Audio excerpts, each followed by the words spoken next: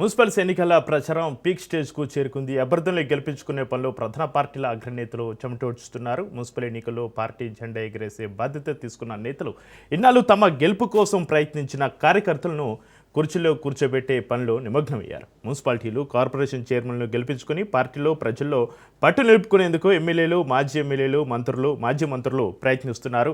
ముఖ్యమంత్రి రేవంత్ రెడ్డి జిల్లాల పర్యటనలో బీజేపీ, బీఆర్ఎస్ పైన రెచ్చిపోతున్నారు. ఇక సీఎం రేవంత్ పైన కేటీఆర్, హరీష్ ఫైర్ అవుతున్నారు.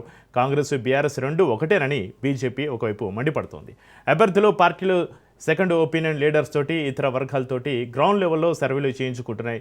11వ తేదీన ఎన్నికలు ఉండడంతో అభ్యర్థుల అగ్రనేతలు క్షణక్షణం వ్యూహాలు అమలు చేయడంలో నిమగ్నమయ్యారు.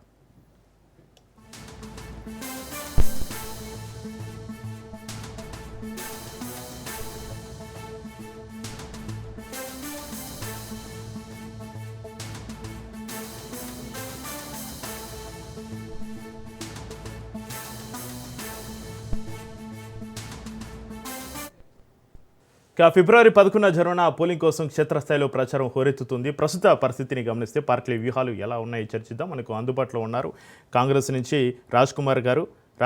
నమస్కారం అండి. అదేవిధంగా బీఆర్ఎస్ నుంచి గౌతమ్ ప్రసాద్ గారు మనకు అందుబాటులో ఉన్నారు. గౌతమ్ ప్రసాద్ గారు నమస్కారం అండి. నమస్కారం చక్రి గారు. రాజ్ కుమార్ గారు, అసెంబ్లీ ఎన్నికల్లో ఇచ్చిన 6 గ్యారెంటీలు పట్టణ ప్రాంతాలు ఎంతవరకు అమలయ్యాయి? మున్సిపల్ ఎన్నికల్లో ఓట్లు అడిగే ముందు వీటిపైన శ్వేతపత్రం విడుదల చేయగలరా? ఎన్నికల్లో మీరు ఎలాంటి ధీమా వ్యక్తం చేస్తున్నారు రాజ్ కుమార్ గారు? తప్పకుండా అండి. ముందుగా రాజ్ న్యూస్ తెలుగు ప్రేక్షకులందరికీ నమస్కారం. ఏదైతే కాంగ్రెస్ పార్టీ ప్రజలకు 6 గ్యారంటీలు ఇచ్చిందో వాటిని అమలు చేసే దిశగానే ప్రభుత్వం ముందుకెళ్తుంది. ఎందుకనంటే గతంలో 2023 డిసెంబర్ 7వ తారీఖున ముఖ్యమంత్రి రేవంత్ రెడ్డి గారు ప్రమాణ స్వీకారం చేసినప్పటి నుండి ఉచిత బస్సు కావచ్చు, ఏదైతే ఆరోగ్యశ్రీ 10 లక్షల పెంపు కావచ్చు, అదేవిధంగా మహాలక్ష్మి పథకం కింద, గృహజ్యోతి పథకం కింద ఇవి ఏదైతే మనకు మహిళలకు 500 గ్యాస్ సిలిండర్ కానీ, 200 యూనిట్ల ఉచిత విద్యుత్ కానీ, ఈ విధంగా రుణమాఫీ కానీ అన్నీ అమలు చేసే దిశగానే ఈరోజు ప్రభుత్వం ముందడుగేస్తుంది.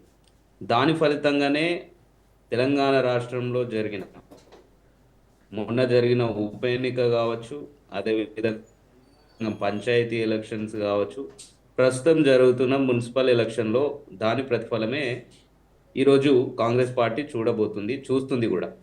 ప్రజలకు ఎటువంటి వాళ్ళకు సందేహం లేదు. ఎందుకంటే కాంగ్రెస్ పార్టీ రాష్ట్ర ఆర్థిక పరిస్థితిని గతంలో బీఆర్ఎస్ పార్టీ గౌరవ ముఖ్యమంత్రి కేసీఆర్ గారు ఏ విధంగా ఆర్థిక విచ్ఛిన్నం జరిగింది వారి 9.5 సంవత్సరాల్లో, ఆ యొక్క విచ్ఛిన్నాన్ని సరిచేస్తూ ఆర్థిక క్రమశిక్షణ పాటిస్తూ ఈ యొక్క ఇచ్చిన హామీలను కూడా ఒక్కొక్కటి అమలు చేసుకుంటూ ముందుకు సాగుతున్నారు. మాకు ఇంకా సమయం ఉంది.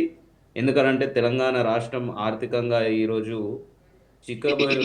చిన్నబోయి ఉన్నది కాబట్టి వాటి అన్నిటిని కూడా సరి చేస్తూ ముందుకు పోతున్నది. ప్రజల్లో కూడా విశ్వాసం ఉంది.